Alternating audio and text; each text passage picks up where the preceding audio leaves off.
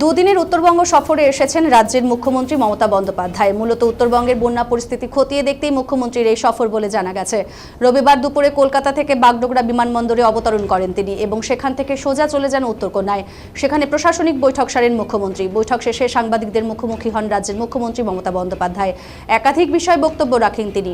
এছাড়াও মালদার পরিস্থিতি নিয়েও জানান মুখ্যমন্ত্রী এবং গতকাল বিধান মার্কেটে অগ্নিকাণ্ড ও গাজলডোবায় বিদ্যুৎস্পৃষ্ট হয়ে মৃত পরিবারের আর্থিক ঘোষণার কথা জানিয়েছেন তিনি। এছাড়াও বেশ কিছু বিষয় নিয়ে আলোচনা করেছেন তিনি।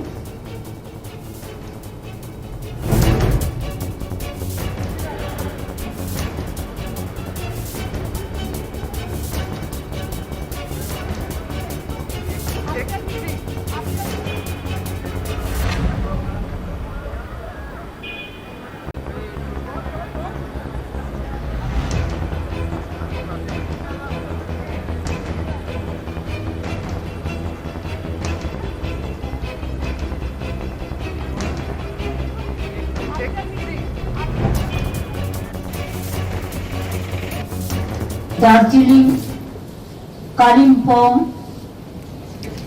দক্ষিণ দিনাজপুর, উত্তর দিনাজপুর,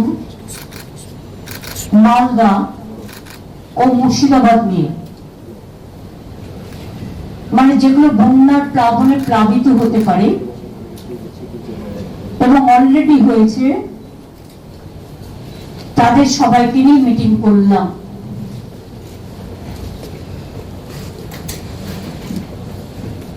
ইতিমধ্যে গাজলডোবায় একটা ঘটনা ঘটেছে, আপনারা দেখেছেন।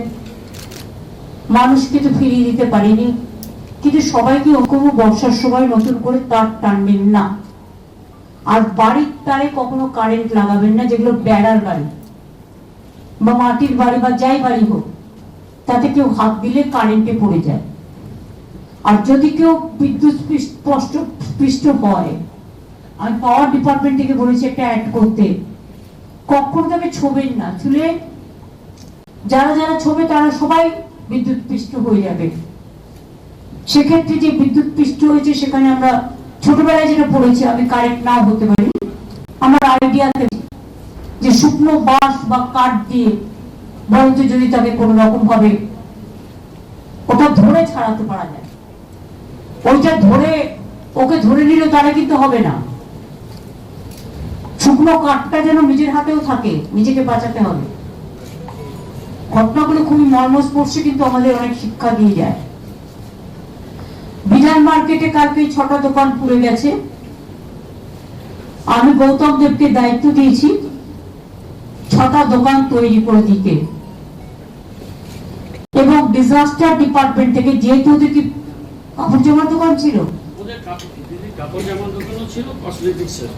কসমেটিক্স এন্ড কাপড় দোকান, আর যেহেতু না পুজোর সময় এইভাবে পুড়ে গেছে, তাই গভর্নমেন্টের ডিজাস্টার ডিপার্টমেন্ট থেকে 1 লক্ষ টাকা করে সেই 6টি দোকানকে দেওয়া হবে।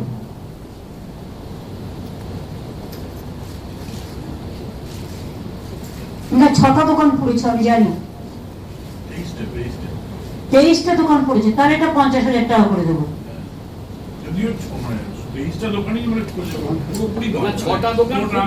6টা দোকান যারা ব্যাডলি এফেক্ট হয়েছে তাদের 1 লাখ করে দেওয়া হবে, আর যেগুলো অল্প হয়েছে সেটাকে 50,000 টাকা করে দেওয়া হবে পুজোর সময়, আর দোকানগুলো তৈরি করে দেওয়া হবে। কিন্তু পুজোর সময় দেখুন, মানুষের তো রুজি রোজগার একটা থাকে, এটা ম্যাটার করে। সারা বছর ধরে তারা জিনিসপত্র গুছিয়ে আনে বিক্রি করার জন্য, কাজে তাদের এটুকু হেল্প আমরা করলাম। এটা আমাদের করা উচিত ছিল বলেই করলাম। 2 হচ্ছে সব ডিএমদের এবং যারা আমাদের পাবলিক রিপ্রেজেন্টেটিভ আছে, জেলা পরিষদ আছে, পঞ্চায়েত সমিতি আছে, কর্পোরেশন আছে, সবাইকে অ্যালার্ট করা হলো। জলটা ছেড়েছে কৌশি নদী, 6 লক্ষ কিউসেক ছেড়েছে কৌশি নদীর জল। ফলে এই জলটা বিহারের গঙ্গা হয়ে ফরাক্কায় ঢুকবে, এবং ফরাক্কায় ঢোকার আগে এটা উত্তর দিনাজপুর, দক্ষিণ দিনাজপুর কিছুটা, ওদিকে গাজল, ওদিকে ইটাহার, ওদিকে হরিরামপুরের কিছুটা, এদিকে মালদার রতুয়া, হরিশ্চন্দ্রপুর, ভূতনির চক তো অলরেডি আছে, ওদের অন্য প্রবলেম ডিপিআর তৈরি হয়ে গেছে, ওদের বীজটা করবার জন্য বর্ষার জন্য কাজটা করা যায়নি। এবং তাছাড়াও ফরাক্কা, সুতি, ভগবান গোলার, লালগোলারও কিছুটা পায়, এবং আরো যদি এলাকা থাকে, যেমন কুচবিহারে আমাদের